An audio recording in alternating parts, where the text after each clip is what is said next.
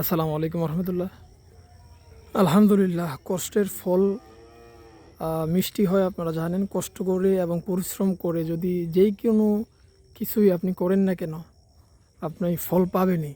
এগুলো কষ্ট পরিশ্রম কাউকে ঠকায় না এবং কাউকে ফাঁকি দেয় না। দেখেন, আমাদের বাড়ির পাশে মিষ্টি কুমড়া কয়েকটা গুটি দানা লাগাইছিলাম, যে এখান থেকে খুব সুন্দর ফুল আসছে, ফলও চলে আসছে ইনশাল্লাহ। ওই যে দেখেন, এই যে ফল। তাই পরিশ্রম, কষ্ট কখনোই বিতা যায় না।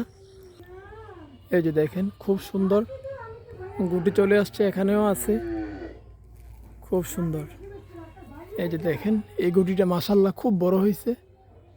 তাই বলি, সবাই পরিশ্রম করেন, কষ্ট করেন, একটার পেছনে লেগে থাকেন, ইনশাল্লাহ সফলতা অবশ্যই আসবে।